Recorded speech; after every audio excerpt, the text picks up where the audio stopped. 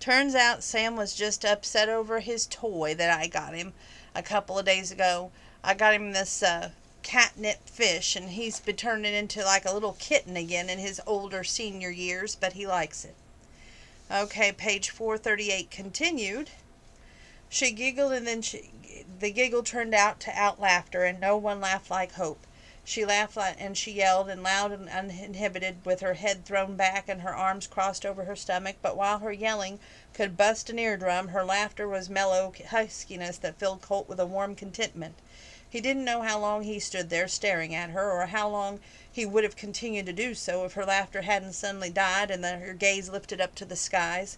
Gully washer, she stated, but not soon enough for either of them to escape the bulge of water that suddenly dropped from the sky. Without one drip of warning, one second they were completely dry and the next soaking wet.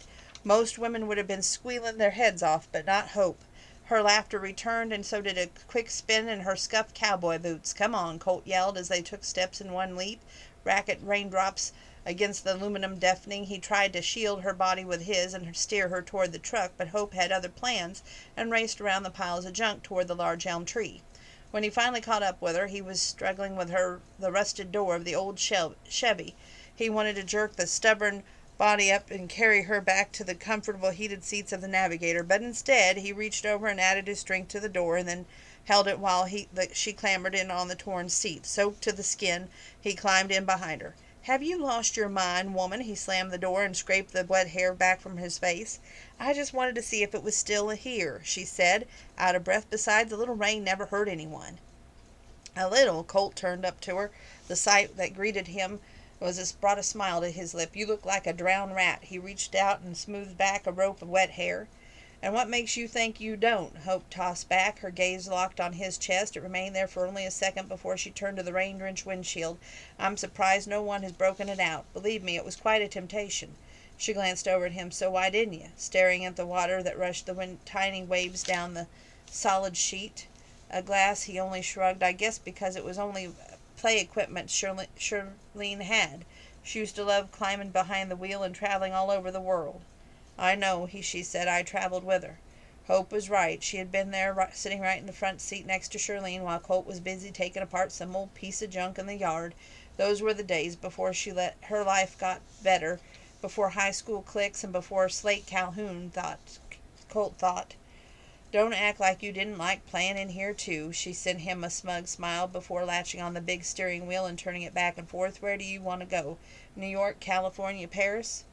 Unfortunately, the thought of Slate and the high school had soured his disposition, and the rebellious, belligerent kid he thought was long gone reared its ugly head.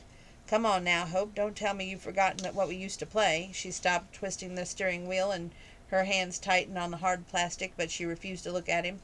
Rain or no rain, he should have pushed open the door and climbed out, but Colt had never been one to leave well enough alone, or he would when to leave Hope alone, for that matter. His gaze followed to a drop of rainwater that trickled down one cheek over a stubborn jaw and down her dress. "Come on, honey," he breathed out, his arm stretched along the back of the seat. "I'll show you mine if you show me yours." Oh, goodness. Moving forward, page 448. Hope, those sweet as blueberry pies, eyes blinked in confusion. "What are you doing here?" She slammed the door in Colt's face just as long as Buster slapped his muddy paws on her chest and bathed her face in dog slobbers.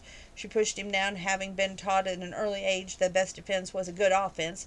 She threw the question back. "What are you doing?" Faith blinked. "I was trying to get Buster to come in out of the rain when I heard you yell." She looked back at the car. "Is someone in there?" "No, but I think I see—" "A little rain won't hurt a dog," Hope cut her off as soon as she reached down and pushed Buster away from the door, where he started to whine. "So quit fretting about Buster and get back inside before you catch death. But no ifs, ands, or buts." She flapped her hands. "Go on with you. Mama would kill me if I let you get even a sniffle." Stubbornness obviously ran in the family, because Faith didn't move a muscle, except for one around those innocent eyes that she squinted in the car. But fortunately, after only a few seconds, she gave up and looked back at Hope. "I'm sorry about the baby thing." A simple sorry didn't come close to making up for the last few days of hell. Hope had to endure between the pregnancy advice and people fighting over shower dates. Hope was about ready to blow when this town, regardless of whether or not she had money or a plan, but since an angry tirade would only prolong the conversation, she had little choice to accept. Apology accepted. She tried to brush off the mud from her front of her dress. Well, you better get inside, and I better get going. But what about Shirlene's brother? Hope had came up but refused to look behind her. What are you talking about? Everyone knows I wouldn't be caught dead with Colt Lomax. Faith leaned closer and squinted even harder. Are you sure? Because that looks exactly like the man I met Saturday night and the one I saw you and Shirlene with at dinner. Releasing her breath in a drawn-out sigh of frustration, Hope turned back to the car, and sure enough, the steam had evaporated enough to see Colt sitting there as clear as day. He stared back at her with one dark eyebrow hiked up, along with a corner of his sexy mouth. Wasn't the man even smart enough to duck? Well, good morning, he drawled as he stepped from the car and squatted down to scratch a wiggling Buster. Nothing like a little rain shower to liven things up. Faith might be a little princess, but she was no dummy. Her gaze swept over Colt's rain-soaked body, then back to Hope, then over to the car, and then back to Hope. And then just that quickly the sun rose in those wide blue eyes, along with the biggest, most disgusting smile Hope had ever seen in her life. Well, good morning yourself. If people could pop from happiness, Faith was about to bust from like an overinflated balloon. So what brings you here, Mr. Lomax? Kindness and charity, Miss Calhoun, Colt said with a smile almost as big. I'm helping Hope deliver food boxes. Faith looked back at her. How sweet. Hope's desire to pick up a rusted crowbar at her feet and use it to wipe both of the white teeth smiled off was almost too much to bear, especially when Colt continued to enjoy himself at her expense. That's a pretty dress that you got on, Miss Calhoun, since it was almost the exact same duplicate of Hope's, minus the mud. She threw him a glare as Faith blushed and held out the soft fabric. Why, thank you, but please call me Faith. Yes, please. Colt shook his head. I'd love to, but my mama would have my hide if I showed such disrespect to a fine married lady. Hope wanted to show them both disrespect and leave their butts in the dust of Shirlene's navigator. Unfortunately, the keys were in the pocket of Colt's wedged jeans. Besides, before she left, Hope had to convince her sister that she had no reason to be grinning like a Disney princess after all the wicked stepmothers had been banished to another kingdom. I sure hope you were not delivering those boxes in that thing, Faith said, a tad bit much too innocent. No, ma'am. Colt leaned an arm on the roof of the Chevy. Even though I couldn't get this thing to run. She nodded, and Hope wondered if maybe she could leave it at that, but she should have known better. So if it doesn't run, what were you doing? Hope opened her mouth to reply, but nothing came out. Damn, where was a brain when you needed it? We were reliving old times. Colt helped her out. I used to live here, and Hope used to live next door. Faith's eyes widened, and she turned to Hope. I didn't realize this is where you and Shirlene grew up. You lived in Bubba's trailer? Colt's gaze snapped over to Hope, and she explained to both of them, some guy named Bubba Wilkes bought it off Daddy for a hunting lodge, and now my sister and Slate are living in it while Slate builds his house. Colt smiled and turned to Faith. So welcome to the world of trailer trash, Miss Calhoun. Faith didn't seem the littlest bit concerned about the negative connotations. Thank you. I have to say it was a little overwhelming at first, but now I love my little trailer. I'll be sad when we move out of it this Saturday. Slate's new house is finished? Hope asked, suddenly consumed with resentment. Everyone in town chipped in to help. Faith's eyes twinkled with happiness. It's been like a dream come true. Yeah, my dreams, Hope thought.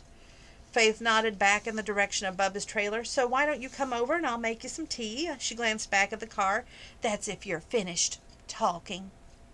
No, Hope said. Colt's eyebrows lifted. We're not done talking, honey? Hope's eyes narrowed at Buster, who came back over and sniffed around her boots. No, I mean we don't have the time for tea. We need to finish delivering boxes. But I thought, try not to think, Lomax. Your brain can't handle the sudden exercise. He chuckled before demonstrating the manners that Hope had lacked. Thanks for the invite, Miss Calhoun, but Hope's right. We need to finish delivering the boxes before we get another golly washer, but maybe next time. I'd like that. You're coming to the game on Friday, aren't you? I'm afraid not, Colt said. The open road calls.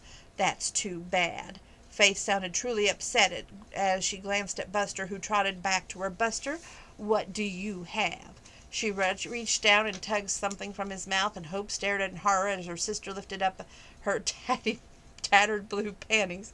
What in the world? Colt's shout of laughter, and Hope had whirling around, stomping off, and he was still laughing when he caught up to her.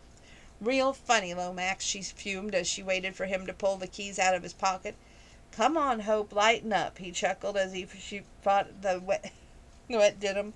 You're not mad your sister caught us as much as you are about her moving into the house you always wanted, with a man you always wanted. You need to work on hiding your jealousy, honey. At least I'm not a kiss-ass. She kicked the rusted tin can as she mimicked him. Good morning, Miss Calhoun. What a pretty dress you got on, Mrs. Calhoun. I wasn't kissing ass. It was a pretty dress. He pressed the button on the key ring, but the locks clicked up and not down, but the locks clicking up could not drown out her grumble. She reached for the door handle, but the locks clicked back down before she could open the door. Don't tell me you're jealous of my compliments I gave your sister, he stated with a grin still in his voice. Not hardly. She jiggled the handle, refusing to turn around and face him. Are you sure? He moved up closer, caging her in, resting his hands on the roof of the Navigator, because I'm sure I could come up with something to compliment you on. Although with all that mud, it's not going to be easy, or that wet doggy smell wafting off you. He grunted when she elbowed him in the stomach. Now, don't go getting all bent out of shape, honey. That wet, matted, raffataffrin-looking hair isn't so ugly. This time he sidestepped the elbow, although he couldn't remove his arms. No, seriously, there are times when you don't look so bad. Times when you look, he cut her off suddenly, and when he spoke again, his voice held awe and deep felt emotional. Beautiful, breathtaking, beautiful. Something inside her went still at those words, still and wobbly all at the same time, probably because Colt had never complimented her in his life, and she still didn't realize how much those simple words would mean, especially coming from his mouth.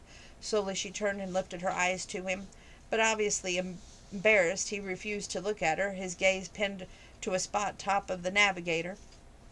I've never seen anything like it, he continued as she blushed. I mean, I've seen parts of it before, but nothing like this. Parts? He had to be talking about what she showed him in the car, and while he wasn't exactly what she wanted to hear, but it was nice to know that he was also a bit impressed, although she refused to think about how many other parts he'd seen.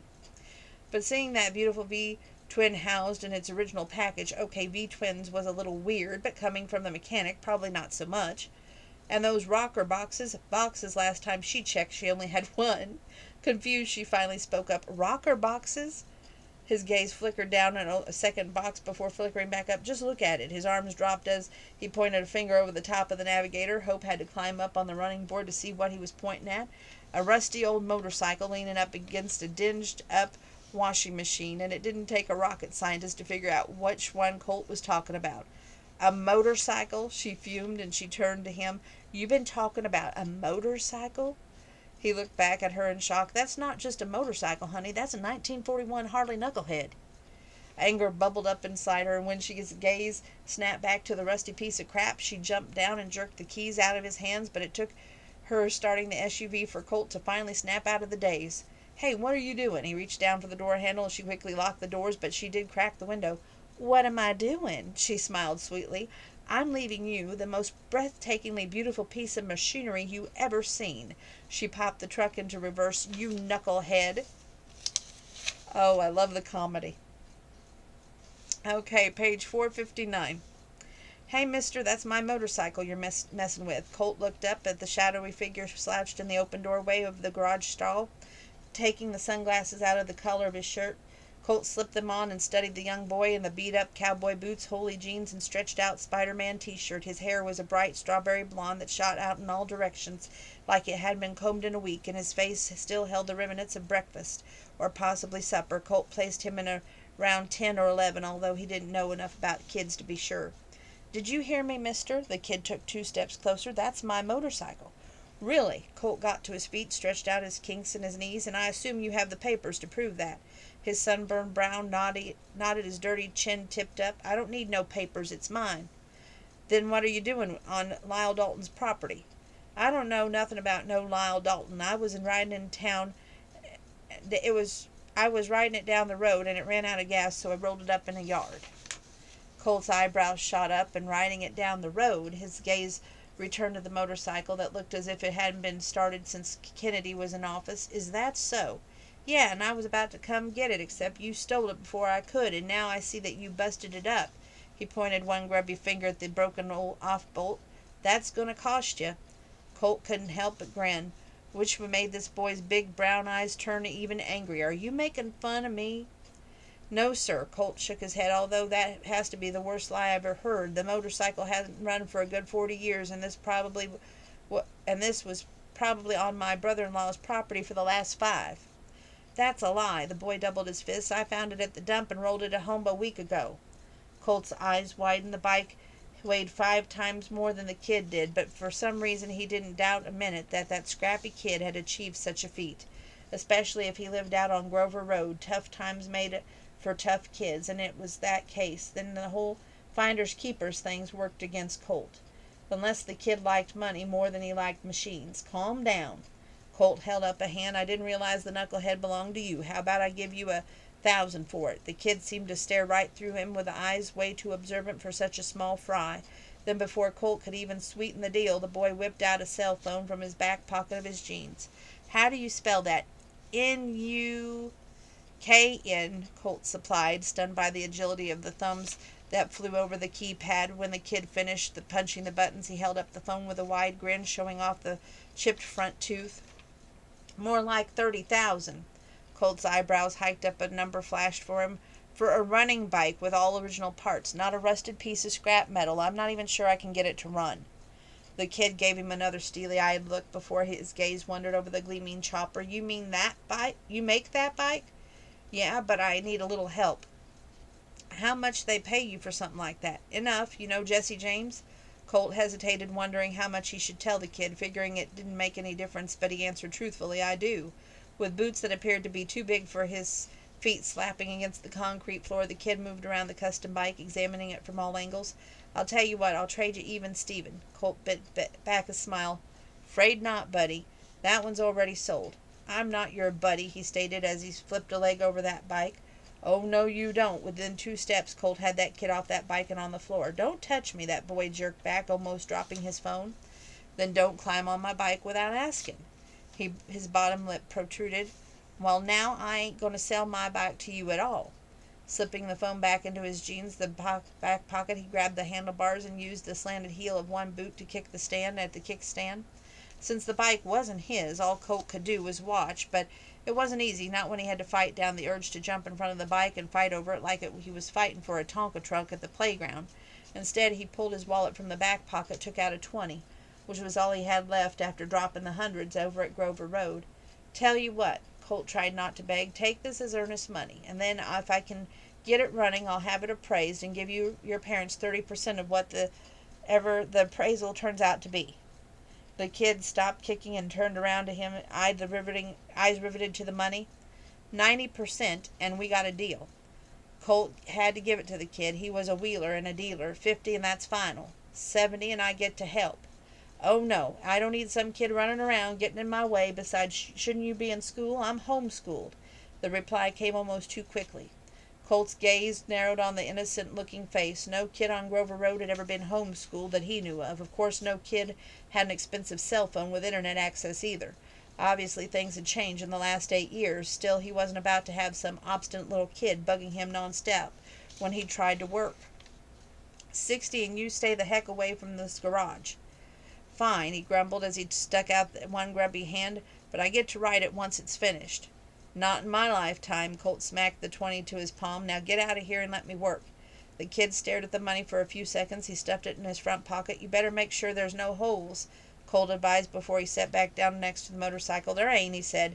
Out of the corner of his eyes, Colt watched the kid felt it around in his pocket. While Colt went back to the work on the bike, the boy meandered around the garage with his hands stuffed in his pockets before he came back to sit on the other side of the knucklehead. I'm named after him, you know. Who? He asked without looking up. Jesse James, the outlaw, not the motorcycle dude. Colt shook his head. It figured. He felt like he'd just been held up. Page 465. Hope didn't particularly want to sit next to her mama, not when her mama was still convinced she was pregnant, and nothing Hope said would change her mind.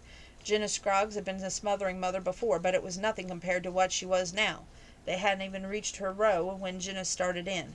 Hope Marie, don't tell me you forgot to bring a jacket. If I told you once, I've told you 1,000 times, don't forget your jacket. Now is not the time to catch a chill. Since the jacket Hope had worn every game since she was 15 was now being worn by the woman sitting next to her mother, all she could do was shrug, which wasn't enough for her mamma. "Burl, take off your coat and give it to Hope. I don't want her catching a chill." "I don't want Daddy's coat," she said, a little too loudly. "I'm not cold. In fact, I'm burning up." She was burning up with jealousy over an ugly purple Letterman's jacket with a few more state championship patches on the leather sleeves. "Leave her be, Jenna," Darla butted in from the next row, where she sat with her husband. "Billy Joe thought I would boil alive with my first one. Tyson was like having my own little heating pad tucked right underneath my belly. Billy Joe swears we saved hundreds on our utility bills that year." "She's right," Billy Joe agreed. "I didn't need no blanket when I snuggled up next to her."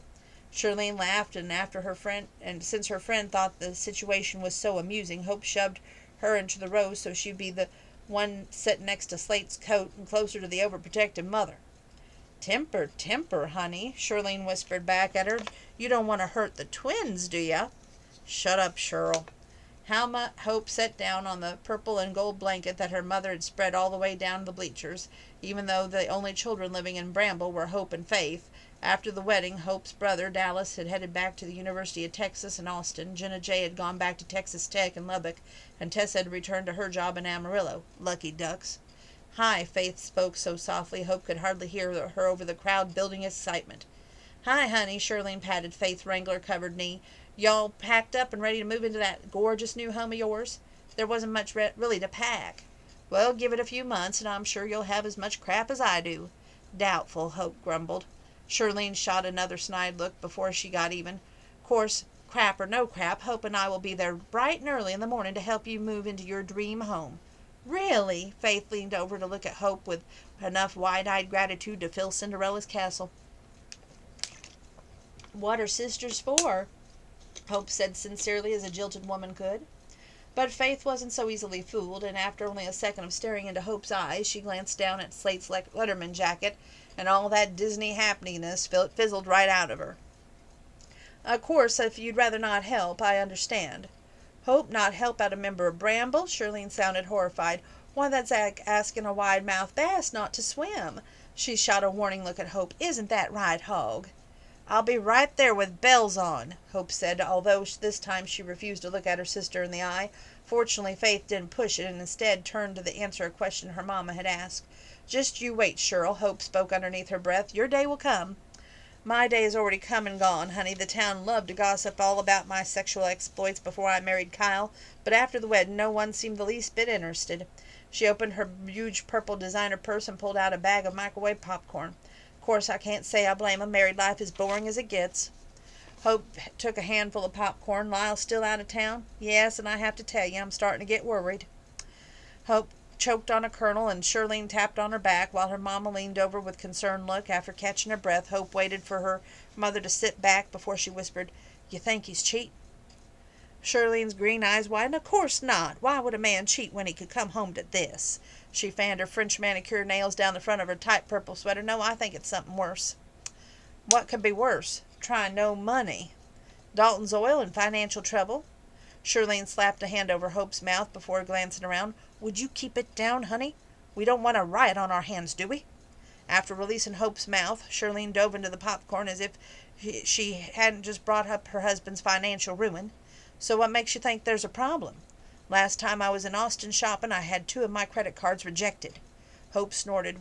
"With the way you shop, Shirl, that's not a big deal. You probably just spent over the limit." "Over $100,000 limit? I'm a big spender, honey, but not that big." "Which means Lyle isn't paying them off like he used to every month, which means something isn't right." "Why don't you just ask him?" "I have, and he keeps telling me not to worry my pretty little head over it." "I hate to bring this up, Shirl." Hope leaned over for another handful of popcorn. "But isn't that what you wanted when you married him? You told me never to want for worry about money again." "I guess you're right." Shirlene nibbled a few kernels before she turned to Hope. "But what if I should be worried? What if the well ran dry? I mean, literally." "I guess you're right." Okay, we hit that one. It was a terrifying thought. Dalton Oil employed half the town. If it went under, Bramble would too. If it happened to other small towns with their main source of income fell prey to a weak economy, but Hope couldn't believe that could happen to her beloved town, not when oil was what made the world go round. It's probably not as bad as you think, Hope tried to rationalize. Maybe Lyle just got too busy and forgot to pay the credit cards off. And now that brought you to his attention, I bet it's already been taken care of. Probably, Shirlene said between bites, although she didn't sound convinced. But when I go to the Midland for your baby shower decorations, I'm definitely taking cash. Another kernel got stuck in Hope's throat, but this time a blast of disbelief shot back down and sailed down 3 rows to land in Sue Ellen's purple-gray spray-painted hair. Baby shower? Hope shook her head. Oh, no, you're not throwing me a baby shower, Cheryl. Well, of course I am, honey. What kind of best friend would you take me for? Before Hope could tell her exactly what kind of best friend she took her for, the announcer's voice blasted through the speakers. Please stand for our national anthem. I mean it, Cheryl, Hope said as she stood and placed her hand over her heart. This foolishness has gone on long enough, and I'm certainly not going to let the good people of this town spend their hard-earned money on things I'll never use. Who says you'll never use them? You want kids, don't you? Hope had wanted kids, cute little blonde-headed mini quarterbacks and petite brunette starlets, but that had plain gone to hell in her sister's handcart. Now all she wanted was to cuss Shirlene and along the entire town of people who refused to accept the truth. Unfortunately, she forced to drop the conversation when Bramble's high ROTC took the field. If there was one thing about the folks of Bramble, they didn't put up with it. It was disrespecting the American flag. And after the honor guard marched off the field and the roar of the crowd grew deafening as the team tore through the paper banner, Slate was the last one to step through the tattered remnants. Without a hat, his hair shone like liquid gold in the bright stadium lights. When he reached the benches, he looked up at the crowd, his eyes searching until his gaze caught hers. Suddenly she was back in high school, standing on the sidelines in the cheerleading uniform, awaiting a smile and a wink from the most popular boy in school. Except this time his gaze moved on quickly, and she became nothing more than an observer to a warm, loving smile that he sent her sister. A sister who reciprocated with a blown kiss that Hope could have sworn made Slate blush. The cheers grew loud, and Hope jerked her gaze away, only to be caught in the stormy depths of a pair of eyes that she hadn't planned on seeing ever again. Ever. The pain in her heart moved to her butt. Colt Lomax stood at the bottom of the bleachers in a tight black t-shirt that made him stand out in a sea of purple like a black sheep he was. He casually leaned against the concrete wall that ran in front of the stands, one biker boot crossed over the other, and a worn leather jacket hooked over his tattooed arm. He didn't look at her with loving warmth, more like steamy lust that caused her breath to hitch and her heart to thump wildly. This man could never blush if she threw him a kiss, more like he would catch it and place it somewhere really nasty. The pervert. Of course. Sorry, I'm a little tired. Of course, he wasn't the only pervert in the stands. Every time she was alone with a man, she broke every moral instilled in her since birth. Even now, her body heated from the message in those devilish silver eyes. If you show me yours, I'll show you mine. Colt Lomax. Hope jumped guiltily when Shirlene stood up and yelled, "Quit blocking the view and get your cocky butt up here." His eyes remained on Hope for a brief second more before he pushed away from the wall and ambled up the steps. Without asking permission, he sat down on the end of the bleachers, sandwiching Hope between his broad shoulders and Shirlene's puffy down jacket. Faith leaned over and smiled down the row at him. "I thought you were leaving, Colt." "Change of plans," he merely stated before he reached over and grabbed a handful of popcorn, his bare arm brushing against Hope. In the process, she pulled back only to run into Billy Joe's knees. "Pardon me," she choked out before sitting back up. Meanwhile, Colt munched the popcorn as if nothing happened, and although when he reached for the next handful, Hope quickly crossed her arms, and one corner of his mouth twitched, but he didn't say a word. With Colt sitting there smirking, she thought it would be hard to concentrate on the game, but it didn't take long for her to get caught up in the thrill of competition, especially when the Bulldogs' lanky quarterback had an arm that would make pro scouts drool. The kid's talent quickly turned the game into a rout, so much so that Hope's attention began to wander. Unfortunately, it didn't wander very far, in fact no more than a few inches, to the man who sat with his arms propped on his hard thighs and his gaze riveted to the field. His dark hair didn't shine like liquid gold in the stadium lights, but rather gleamed like Shirlene's polished onyx kitchen countertops as it spilled over the ribbed neck of his black t-shirt, a t-shirt that stretched over his broad shoulders and lean back muscles stopping just short of the waistband of his jeans. A very little tight bit of skin peeked out, just enough to make Hope swallow hard and shiver. He glanced over. "You cold?" Since she wasn't about to claim otherwise, she nodded, and within seconds found herself engulfed in the folds of his thick leather jacket. "No, really." She tried to slip it off, but her mother jumped. "Don't be rude, Hope Marie." Not wanting to cause a scene, she acquiesced, and she slipped her arms into the smooth satin lining. It smelled raw of him, of dangerous, something that she tried not to notice as her gaze returned to the game, but only a few seconds later her eyes left the green of the field to stare down at the tattooed arm resting on one knee. It was the first chance she had to study the tattoo up close, and the Chevy in her mind had been riveted on a different part of his anatomy, but still the blue ink was designed so cluttered and detailed it took her a few minutes to figure out what it was.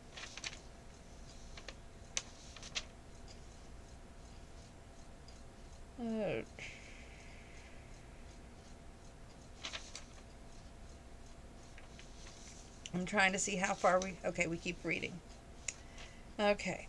A snake coiled around the corded muscles of his forearm. It was open-fanged, mouth poised over a huge knot of Colt's bicep, and its rattle curled around the wrist like the watch he never wore. Along with the diamond-backed reptilian body with other tattoos jutted out, the front forks and tire of a motorcycle, and the banner with Desperado written across it, a tombstone with his father's initials, the Texas state flag, a queen of diamonds playing card, a thorny rose, and at the very top, peeking out from beneath the side sleeve of his shirt, was some kind of snarling animal, a wolverine, a javelina. Hope leaned close, but before she could figure it out, his arm moved from beneath his nose, and she glanced up at Colt's curious gray eyes. Caught in the act, there wasn't much she could do. "What kind of animal is that?" She pointed. "A rattlesnake."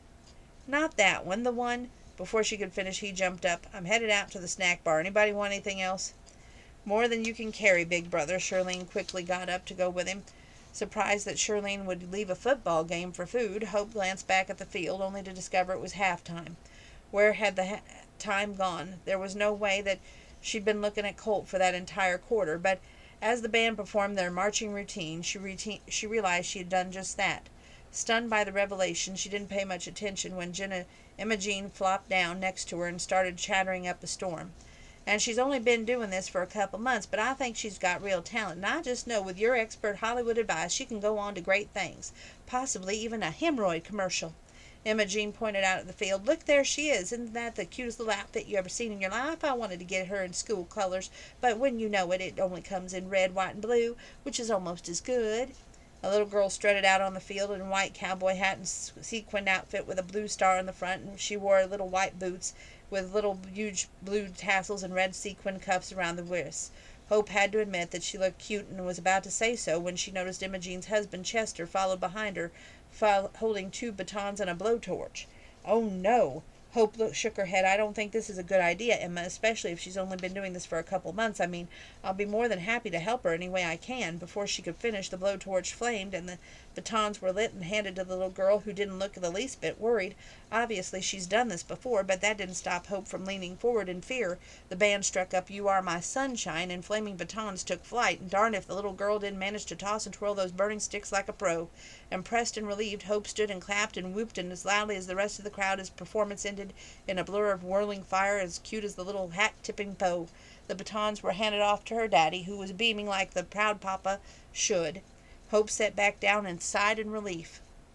It was a tad premature because, while Chester had brought something to light with the batons, he had failed to bring anything else to put them out. And while most people might snuff them out on the ground, football turf was sacred as shroud of Turin to the people of West Texas. So he stood there with the flaming sticks, uncertain what to do or where to go. Things might have turned out all right if the team hadn't already come out of the locker room, forcing the band to leave the field.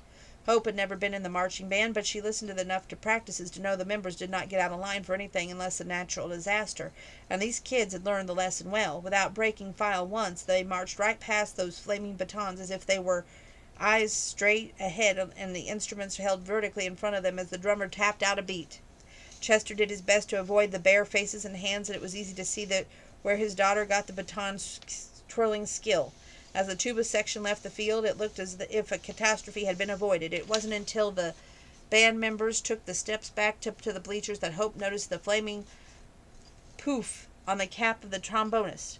Fire! Hope hollered at the top of her lungs and pointed down at the kid. Everyone froze. Everyone except Colt, who was headed back from the snack bar, retaining the 64-ounce big slurp. He handed a tray of nachos off to Shirlene before knocking the hat to the ground and stopping off the fire with a big biker boot. Hope might have commented to Imogene about the quick reflexes if her attention hadn't been caught by the giant of a man who just entered the stadium behind Colt. It had been years since she'd seen Rachel Dean's cousin Bear, and she'd forgotten how appropriately that nickname Bear stood for a good head and half taller than the other men who were filing back into the stands with their nachos and drinks. Except Bear wasn't carrying a cardboard of goodies. Instead, he had a huge paw clamped over his shoulder of a short man that he pushed in front of him, a man Hope recognized immediately. Sheldon.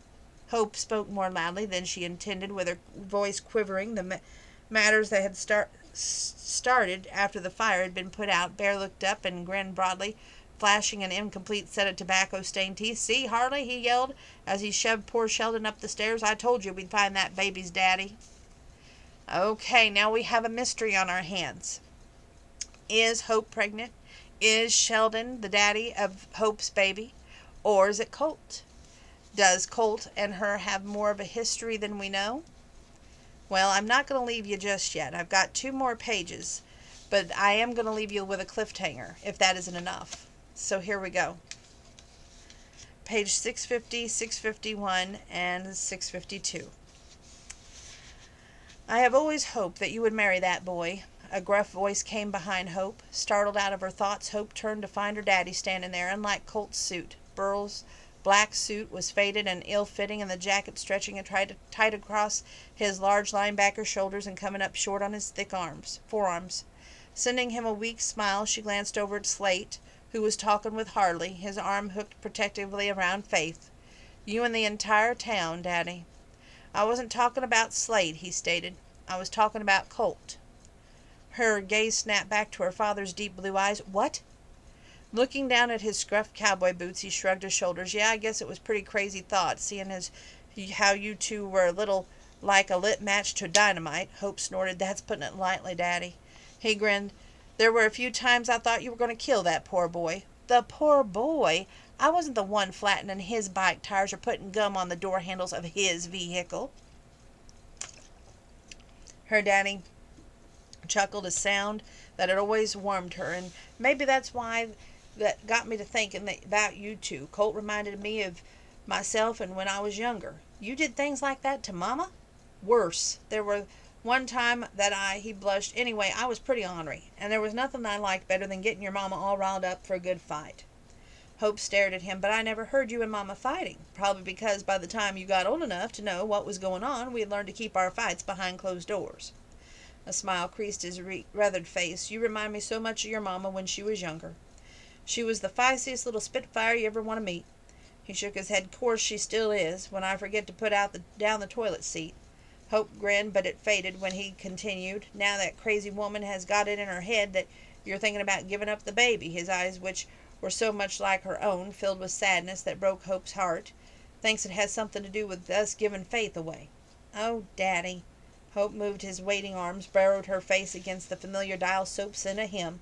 She cried so much in the last couple weeks she thought that she was all cried out, but as her tears soaked her daddy's suit jacket, she realized she was wrong.